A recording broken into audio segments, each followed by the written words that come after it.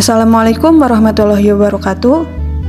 Pada video pembahasan kali ini yaitu mengenai penggunaan aplikasi Google Spreadsheet.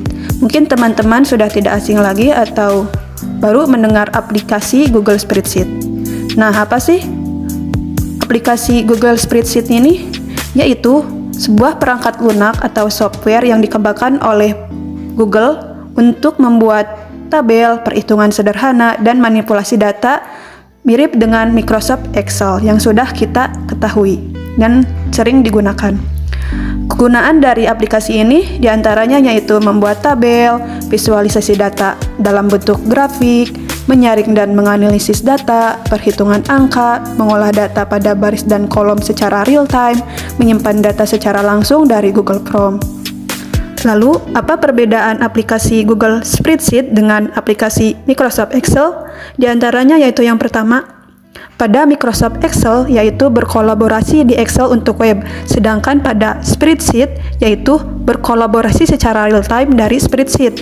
Yang kedua, pada aplikasi Microsoft Excel yaitu berbagi menggunakan Excel untuk web atau workbook bersama, sedangkan pada aplikasi Spreadsheet yaitu berbagi langsung dari Spreadsheet. Yang ketiga, yaitu pada aplikasi Microsoft Excel yaitu menyimpan secara otomatis menggunakan SharePoint atau OneDrive, sedangkan pada aplikasi Spreadsheet yaitu menyimpan secara otomatis ke Drive.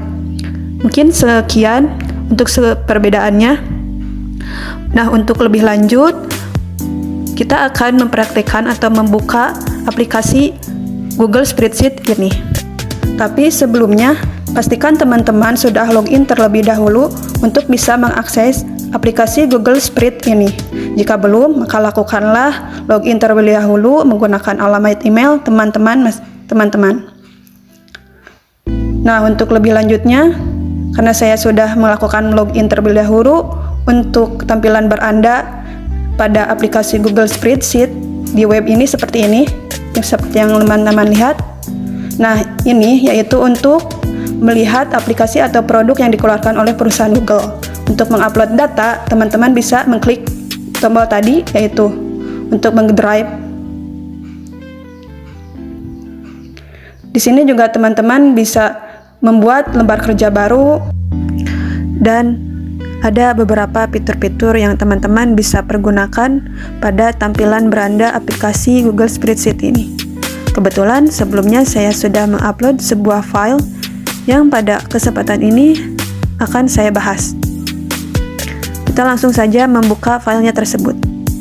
Pada kesempatan ini saya akan menggunakan fungsi database statistik untuk mengisi sejumlah data yang diperlukan.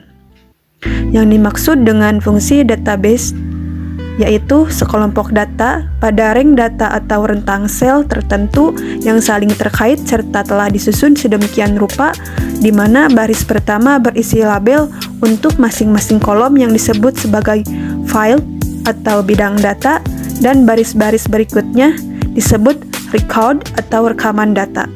Ada beberapa fungsi yang dikategorikan sebagai fungsi database. Di antaranya ada fungsi dsum, fungsi daverage, fungsi dmax, fungsi dmin, fungsi dcount, fungsi dcounta.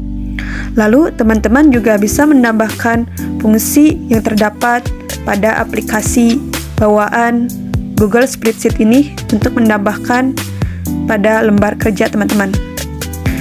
Nah, di sini saya akan menambahkan jumlah subtotal notebook Lenovo untuk melengkapi data-data yang sudah ada.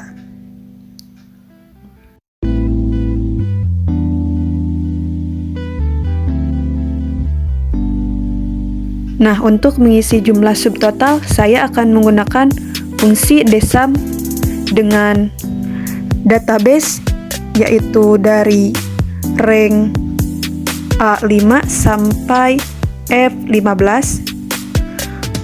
Lalu fieldnya yaitu dari kolom subtotal dianalogikan sebagai kolom ke-6 dari kolom-kolom sebelumnya. Adapun kriterianya yaitu dari sel B18 sampai B19, lalu kita klik saja.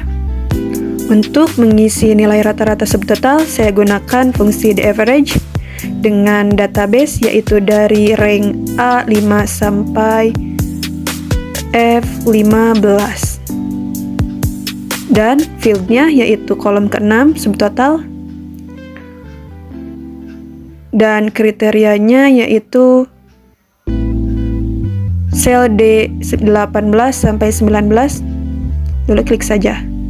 Nah, untuk mengisi nilai tertinggi subtotal, saya menggunakan fungsi dmax dengan database yaitu dari rank A5 sampai F15. Lalu fieldnya yaitu kolom ke-6 dan kriterianya yaitu sel B18 sampai 19. Sedangkan untuk mengisi nilai terendah, kita gunakan fungsi dmin dengan database dari rank A5 sampai F15. Fieldnya yaitu subtotal, yaitu kolom ke-6. Dan kriterianya yaitu dari sel C18 sampai 19. Nah, secara umum, cara menggunakan fungsi database ini sama, yang membedakan hanyalah nama fungsi yang akan digunakan untuk mendapatkan hasil tertentu sesuai dengan fungsinya. Lanjut saja, kita akan mengisi frekuensi subtotal dengan menggunakan fungsi dcount dengan database yaitu dari A5 sampai F15. Lalu fieldnya yaitu kolom ke-6 yaitu subtotal, dan kriterianya yaitu dari sel A18 sampai 19. Lalu untuk mengisi frekuensi produk yaitu menggunakan fungsi decounta dengan database yaitu dari rank A5 sampai F15.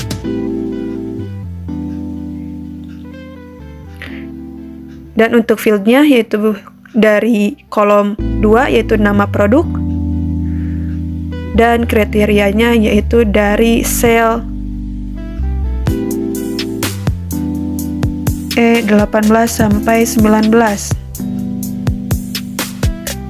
Nah, untuk yang terakhir, untuk frekuensi subtotal menggunakan fungsi dcount dengan database yaitu dari rank A5 sampai F15. Nah, untuk fieldnya yaitu kolom ke-6 yaitu subtotal, dan kriterianya yaitu dari sel E18 sampai 19. Jika teman-teman sudah menyelesaikan lembar kerjanya, teman-teman bisa menyimpannya di fitur ini. Lalu untuk melihat status yaitu fitur yang ini. Nah, teman-teman, pembahasan mengenai penggunaan Google Spreadsheet dan penggunaan fungsi database statistik dicukupkan sekian. Terima kasih teman-teman yang sudah menyimak. Wassalamualaikum warahmatullahi wabarakatuh.